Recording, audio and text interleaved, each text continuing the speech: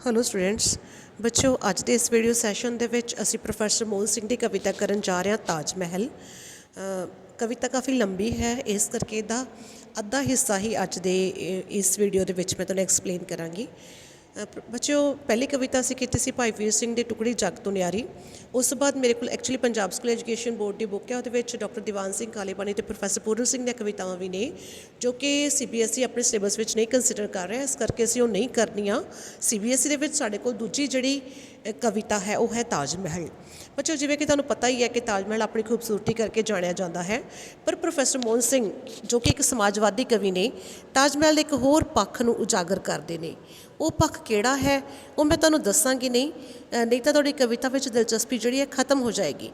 पर मैं तुहानूं इन्ना जरूर दसदी हाँ कि कविता दे विच प्रोफैसर मोहन सिंह ने ताज महल एक क्रूप पक्ष नूं उजागर किया है। तो पूरी कविता दो हिस्सों में वंडी गई है। पहली कविता विच ताज महल की खूबसूरती का वर्णन करते हैं तो दूजे हिस्से दे विच इस ताज महल की खूबसूरती पिछे छुपी हुई बदसूरती की गल करते हैं। असीं सिर्फ अज पहला हिस्सा पढ़ांगे। पहले हिस्से दे विच वो चाननी रात दे विच ताज महल कितना सोहना लगता है इस चीज़ के बारे लिखते हैं। वो कहते दुध चिट्टियां रंगदार मरमरां दे गल घत के बाही सोहल पतलियां चन्न दियां रेशमां सुतियां बेप्रवाही। वो कहते दुध वर्गे चिट्टे अते रंगदार पत्थरां दे विच जिहड़ी उहदी मीनाकारी की हुई है ताज महल बहुत सुंदर लगता है।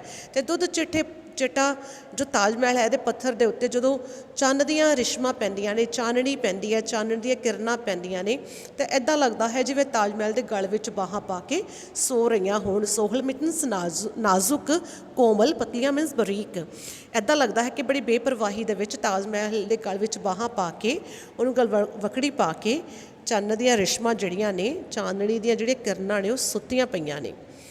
पूरे इस पहले हिस्से दे विचों रात का उस समय का वर्णन करता है जो पूरी बनस्पति पूरा आला दुआला सुत्ता पिया लगता है। पहले पैरे दे विचों ताज महल ते पैंदियां चंद दियां किरणां नूं भी ताज महल दे गल ला के सुत्तियां होईयां दसदा। दूजे पैरे दे विच उत्थे बनस्पति की गल करदा। वो कहंदा बिरछां बूटियां दे परछावें नशिਆਂ नाल गड़ुंदे घाह दे सोहल सीनिਆਂ उत्ते स्वाद स्वाद ਉਂਗੇ ਉਂਗੇ मीनस नींद दे विच ਉਂਗਣਾ। सोहल तुहानूं पहलां भी दस्सिआ है नाजुक नशे नाल गड़ुंदे नशे दे विच गड़ुच नशा कादा है नींद दा। हुण कवि गल की करता है कि चाननी रात दे विच जिहड़े उत्थे पौधे ने जिहड़े दरख्त है जिहड़े बूटे है उगे हुए है जदों चंद की रोशनी उन्हां ते पैंदी है तो उन्हां दे परछावें घाह ते पैंदे है। हुण कवि ने इहदा भी बड़ा रोमांटिक वर्णन किया है। कवि इहनूं इस तरह एक्सप्लेन करता है कि दरख्तां दे बूटियां दे परछावें इदां लगता है कि नींद के नशे विच गड़ुंद होण अते घाह दे नाजुक जे सीने उत्ते सिर रख के सो रहे होण नींद का स्वाद लै रहे होण। अगे जाके गल करता है लग टाणा गल वेलां सुत्तियां लग वेलां गल कलियां लग कलियां गल गंदा सुत्तियां नींद वले में वलियां। कहंदा दरख्तां तो बिना दरख्तां दे परछावें घाह दे उत्ते छाती ते सिर रख के सो रहे ने। पौधे भी कहंदा जिवें नींद दे वल वलेवां विच वले होए सुत्ते पे है। ऐ लगता है कि जिवें टाणियां गल वेलां लग के टाणियां ते वेलां एक दूजे नूं गल वकड़ी पाए सुत्तियां ने। वेलां दे गल कलियां लगियां होईयां ने कलियां छोटे अधखेड़े फुੱਲ अते उन्हां दी खुशबू उन्हां दी गंध जिवें कलियां नाल गल लग के सुत्ती होवे।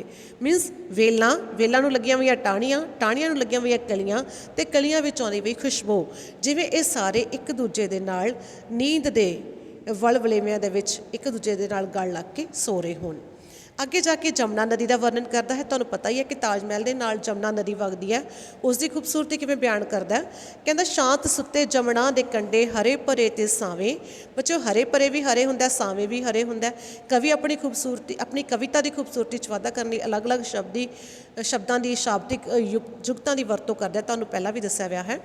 नींद विगुत्ती जल धारा नींद विच बजी हुई जल धारा मीनस जमुना की जल धारा जमुना जो वह रही है नूं बन्ने विच कलावें। कहंदा जमुना के किनारियां ते जो हरे भरे पौधे हुए है जो बनस्पति हुई है बहुत सुंदर लगती है।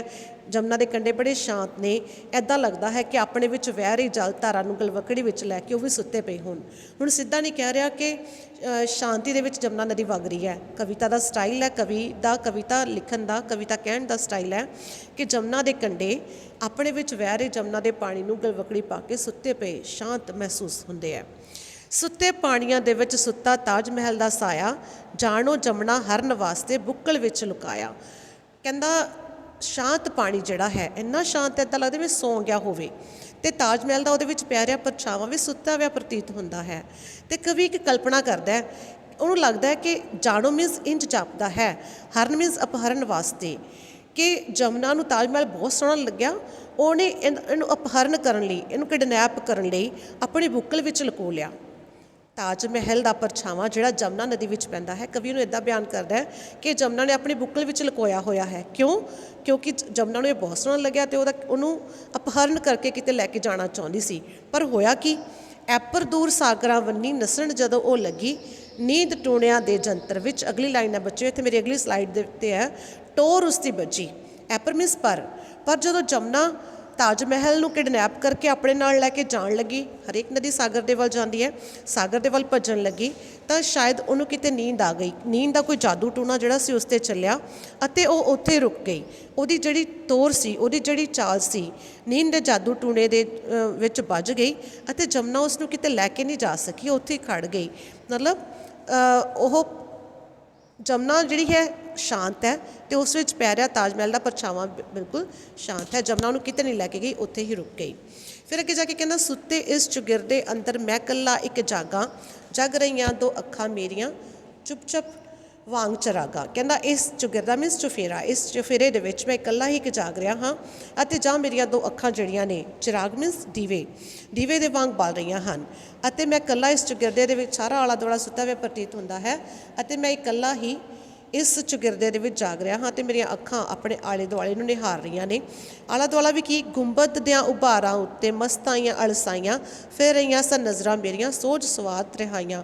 ਗੁੰਬਦ ਮੀਨਸ ਡੋਮ, ਤਾਜ ਮਹਿਲ ਦੇ ਉਸ ਡੋਮ 'ਤੇ ਕਹਿੰਦਾ ਨੀਂਦ ਦੇ ਵਿੱਚ ਅਲਸਾਈਆਂ ਹੋਈਆਂ ਮੇਰੀਆਂ ਨਜ਼ਰਾਂ ਪੈ ਰਹੀਆਂ ਨੇ ਅਤੇ ਮੈਂ ਆਪਣੀਆਂ ਮਸਤੀ ਭਰੀਆਂ ਅਲਸਾਈਆਂ ਨਜ਼ਰਾਂ ਦੇ ਨਾਲ ਤਾਜ ਮਹਿਲ ਦੀ ਖੂਬਸੂਰਤੀ ਨੂੰ ਨਿਹਾਰ ਰਿਹਾ ਹਾਂ। ਸੋਹਜ ਸਵਾਦ ਮੀਨਸ ਉਸ ਖੂਬਸੂਰਤੀ ਨੂੰ ਆਨੰਦ, ਖੂਬਸੂਰਤੀ ਦਾ ਆਨੰਦ ਮਾਣਨਾ ਬੱਚਿਓ, ਉਹਨੂੰ ਕਹਿੰਦੇ ਸੋਹਜ। ਇੰਗਲਿਸ਼ ਤੁਸੀਂ ਵਰਡ ਯੂਜ਼ ਕਰਨ ਐਸਥੈਟਿਕ, ਠੀਕ ਹੈ। ਤਾਂ ਮੇਰੀ ਜਿਹੜੀ ਨਜ਼ਰ ਦੀ ਪਿਆਸ ਹੈ, ਜਿਹੜੀ ਸੁੰਦਰਤਾ ਨੂੰ ਮਾਣਨ ਦੀ ਮੇਰੀ ਪਿਆਸ ਹੈ, ਉਹ ਤਾਜ ਮਹਿਲ ਦੀ ਉਸ ਖੂਬਸੂਰਤੀ ਨੂੰ ਦੇਖ ਕੇ ਜਿਹੜੀ ਹੈ ਮਿਟ ਰਹੀ ਹੈ। ਤੱਕ ਤੱਕ ਕਸਬ ਹੁਨਰ ਮੁਗਲਾਂ ਦਾ ਹੈਰਤ ਵੱਧਦੀ ਜਾਵੇ, ਸ਼ਾਹ ਜਹਾਂ ਦੇ ਸੋਹਜ ਸਵਾਦ ਨੂੰ ਲੂ ਲੂ ਪਿਆਸ ਲਾਵੇ। ਕਹਿੰਦਾ ਜਦੋਂ ਮੈਂ ਮੁਗਲਾਂ ਦਾ ਇਹ ਕੰਮ ਦੇਖਦਾ ਹਾਂ, ਕਸਬ ਮੀਨਸ ਕੰਮ, ਹੁਨਰ ਮੀਨਸ ਕਲਾਕਾਰੀ, ਤਾਂ ਮੇਰੀ ਹੈਰਾਨੀ ਵੱਧਦੀ ਜਾਂਦੀ ਹੈ ਅਤੇ ਮੇਰਾ ਲੂ ਲੂ ਸ਼ਾਹ ਜਹਾਂ ਦੇ ਖੂਬਸੂਰਤੀ ਦੇ ਇਸ ਜਿਹੜੀ ਉਹਨੂੰ ਸੋਝੀ ਹੈ, ਉਹਨੂੰ ਸਰਾਹ ਰਿਹਾ ਹੈ, ਉਹਦੀ ਪ੍ਰਸ਼ੰਸਾ ਕਰ ਰਿਹਾ ਹੈ ਅਤੇ ਮੇਰਾ ਲੂ ਲੂ ਉਸਦੀ ਪ੍ਰਸ਼ੰਸਾ ਕਰ ਰਿਹਾ ਹੈ। ਕਵੀ ਕਹਿ ਰਿਹਾ ਹੈ ਕਿ ਮੈਂ ਉਸਦੀ ਪ੍ਰਸ਼ੰਸਾ ਕਰ ਰਿਹਾ ਹਾਂ ਕਿ ਤਾਜ ਮਹਿਲ ਨੂੰ ਬਣਾਉਣ ਵਾਲਾ ਜਿਹੜਾ ਸ਼ਾਹਜਹਾਂ ਹੈ, ਜਾਂ ਬਣਵਾਉਣ ਵਾਲਾ ਜੋ ਸ਼ਾਹਜਹਾਂ ਹੈ, ਉਸ ਨੂੰ ਖੂਬਸੂਰਤ ਚੀਜ਼ਾਂ ਦਾ ਜਾਂ ਖੂਬਸੂਰਤੀ ਦਾ ਕਿੰਨਾ ਗਿਆਨ ਸੀ। ਤਾਂ ਬੱਚੋ ਇੱਥੋਂ ਤੱਕ ਕਵੀ ਸਿਰਫ ਤਾਜ ਮਹਿਲ ਦੀ ਖੂਬਸੂਰਤੀ ਦਾ ਵਰਣਨ ਕਰਦਾ ਹੈ। ਇਸ ਤੋਂ ਬਾਅਦ ਅਗਲਾ ਹਿੱਸਾ ਉਹਦੀ ਕਲਪਨਾ ਦਾ ਸ਼ੁਰੂ ਹੁੰਦਾ ਹੈ, ਜਿਹਦੇ ਵਿੱਚ ਉਹ ਤਾਜ ਮਹਿਲ ਦਾ ਇੱਕ ਬਦਸੂਰਤ ਪੱਖ ਦੇਖਦਾ ਹੈ। ਐਕਚੁਅਲੀ ਬੱਚੇ, ਮੈਂ ਤੁਹਾਡੀ ਵੀਡੀਓ ਬਹੁਤ ਵਾਰੀ ਰਿਕਾਰਡ ਕੀਤੀ, ਹਰ ਵਾਰੀ ਕੋਈ ਨਾ ਕੋਈ ਇੰਟਰਪਟ ਕਰਦਾ ਹੈ, ਹਰ ਵਾਰੀ ਰਹਿ ਜਾਂਦੀ ਹੈ। ਅਲਟੀਮੇਟਲੀ ਮੈਂ ਸੋਚਿਆ ਕਿ ਹਾਫ ਵੀਡੀਓ ਤੁਹਾਨੂੰ ਸੈਂਡ ਕੀਤੀ ਜਾਏ, ਸਟਿਲ ਮੈਨੂੰ ਪੌਜ਼ ਕਰਨਾ ਪਿਆ, ਸੌਰੀ ਫॉर ਦੈਟ। ਤਾਂ ਬਾਕੀ ਦਾ ਹਾਫ ਵੀਡੀਓ ਜਿਹੜਾ ਹੈ ਤੁਸੀਂ ਅਗਲੇ ਜਿਹੜਾ ਹੈ ਵੀਡੀਓ ਸੈਸ਼ਨ ਦੇ ਵਿੱਚ ਪ੍ਰਾਪਤ ਕਰੋਗੇ। ਉਦੋਂ ਤੱਕ ਪਲੀਜ਼ ਇਹਨੂੰ ਰਿਵਾਈਜ਼ ਕਰੋ, ਆਪਣੇ ਆਪਣੇ ਘਰਾਂ ਵਿੱਚ ਰਹੋ, ਸੁਚੇਤ ਰਹੋ, ਸੁਰੱਖਿਅਤ ਰਹੋ। ਧੰਨਵਾਦ।